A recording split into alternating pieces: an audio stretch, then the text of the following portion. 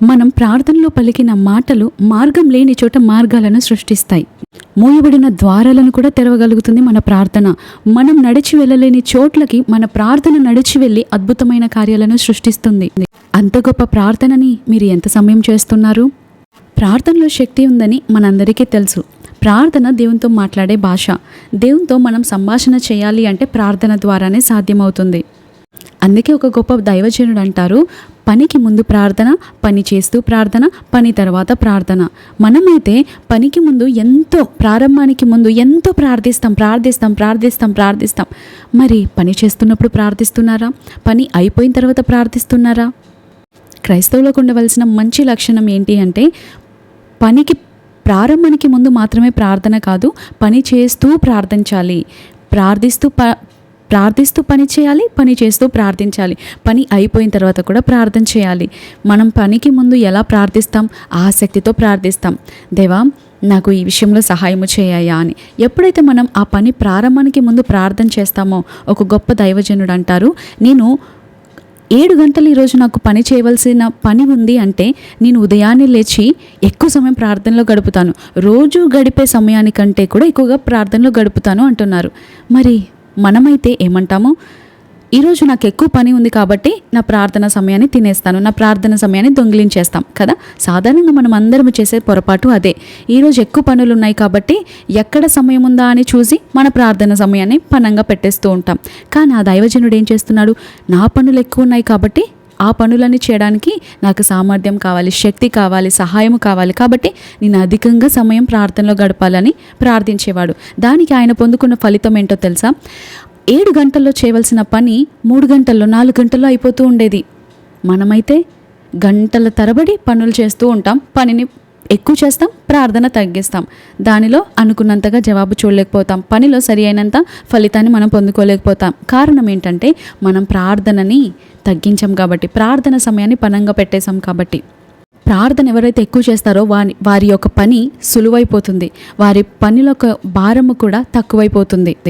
అందుకే ఏదైనా పని ప్రారంభిస్తున్నారు అంటే, ఏదైనా దినాన్ని ప్రారంభిస్తున్నారు అంటే, ఏదైనా రోజుని కానీ, కొత్త వ్యాపారాన్ని కానీ, కొత్తది ఏదైనా పనిని ప్రారంభిస్తూ ఉంటే ఆ యొక్క పని ప్రారంభానికి ముందు ప్రార్థన ఎంతో ప్రాముఖ్యం. పని చేస్తూ కూడా ప్రార్థించాలి. ఒక వ్యక్తి యొక్క ఇల్లు తగలబడిపోతూ ఉంది.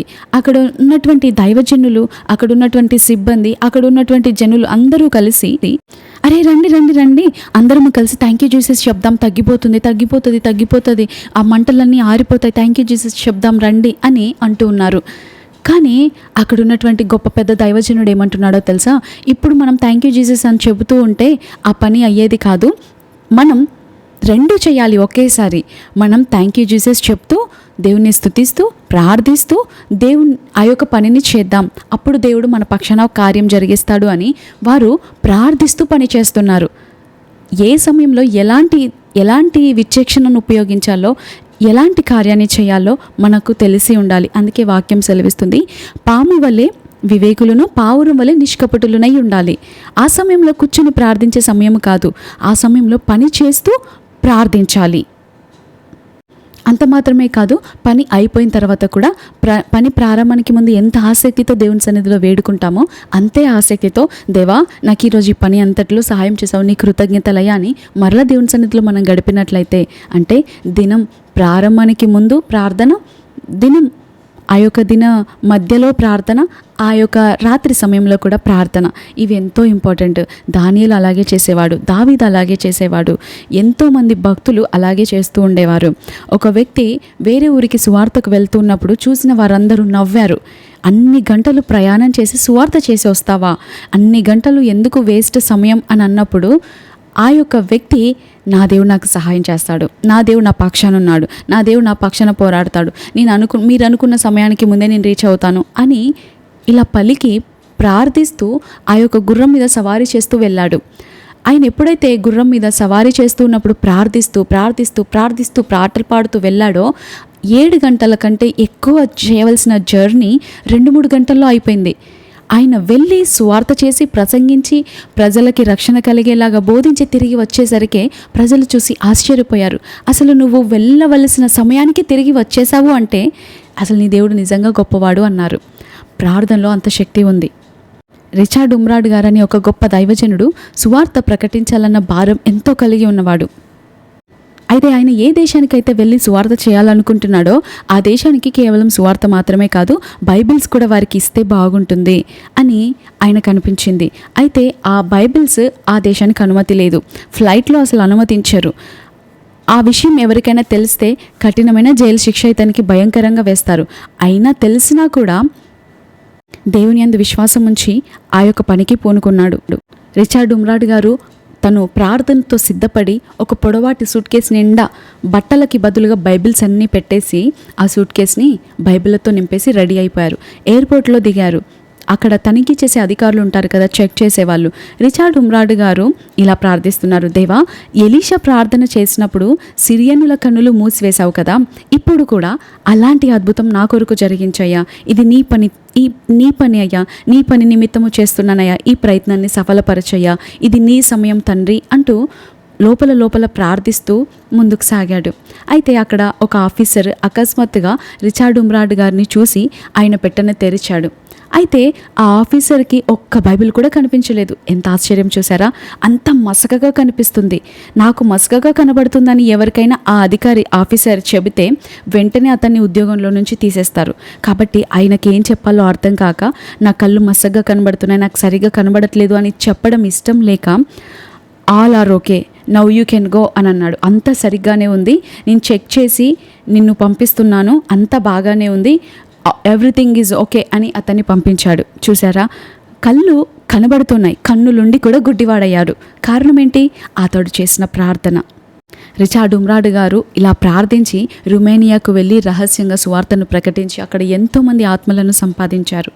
మనం బైబిల్లో ఇంకొక సందర్భంలో కూడా చూస్తాం. లోతు ఆదికాండం 19వ అధ్యాయంలో ఉంటుంది కదా, లోతు కాలంలో కూడా దేవుడు సొదొమ ప్రజలకు గుడ్డితనం కలగచేశాడు. రిచర్డ్ ఉమ్రాడ్ గారు ఎప్పుడైతే ప్రార్థన చేశాడో తన పని నిమిత్తము చక్కగా చూడగలిగిన ఆఫీసర్ కన్నులను కాసేపు దేవుడు గుడ్డివాడిగా చేశాడు. ప్రార్థన మన ఆయుధం. ప్రార్థన అద్భుతాలను సృష్టిస్తుంది. ప్రార్థన మార్గం లేని చోట మార్గాలను తెరుస్తుంది. ప్రార్థన ద్వారా మనం అద్భుతాలను సంపాదించుకోగలుగుతాం. అక్కడ రిచర్డ్ ఉమ్రాడ్ గారు అసలు ఏమీ భయపడట్లేరు, అయ్యో ఏమైపోతుందో అని కంగారు పడట్లేడు. ఎంత విశ్వాసంగా నిలబడ్డాడో చూడండి. మనమైతే బయటికి ప్రార్థిస్తాం, బయటికి భక్తిగానే ఉంటాం, కానీ లోపల మాత్రం అమ్మో ఇది జరుగుతుందో లేదో, అమ్మో ఏం జరుగుతుందో, అమ్మో ఇది అవుతుందో లేదో, అమ్మో నేను దొరికిపోతే ఎలా అని ఇలాంటి అపనమ్మకాన్ని మనలో కనబరుస్తూ ఉంటాం. అందుకే యాకోబు పత్రిక 1వ అధ్యాయంలో ఒక మాట చక్కగా ఉంటుంది. 6వ వచనం మనం చూసినట్లయితే, అతడు ఏమాత్రమును సందేహింపక విశ్వాసంతో అడగవలెను. సందేహించువాడు గాలిచేత రేపబడి ఎగిరిపడు సముద్ర తరంగమును పోలియుండును. అట్టి మనుషుడు ద్విమనస్కుడై తన సమస్త మార్గములయందు అస్థిరుడు కనుక ప్రభు వలన తనకేమైనాను దొరుకునని తలంచుకొనరాదు. ఇదే మనం చేసే పొరపాటు. అందుకే ఈరోజు మన ప్రార్థనలకి సరైన జవాబు మనం పొందుకోలేకపోతున్నాము.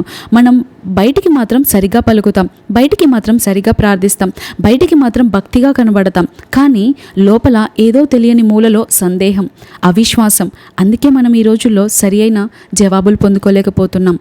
బయటికి మాత్రం దేవుడు మారుస్తాడు, దేవుడు చేస్తాడు అన్న వాక్యాన్ని ఒప్పుకుంటూ ఉంటాం, పలుకుతూ ఉంటాం. Thank you Jesus, thank you Jesus, నన్ను స్వస్థపరిచినందుకు వందనాలు, బాగు చేసినందుకు వందనాలు, నా భర్తకి రక్షణ ఇచ్చినందుకు వందనాలు, మారు మనసు ఇచ్చినందుకు వందనాలు, ఉద్యోగం ఇచ్చినందుకు వందనాలు, గర్భఫలం ఇచ్చినందుకు వందనాలు అని స్తుతిస్తూ ఉంటాం. స్తుతి మాటలను బయటికి పలుకుతాం.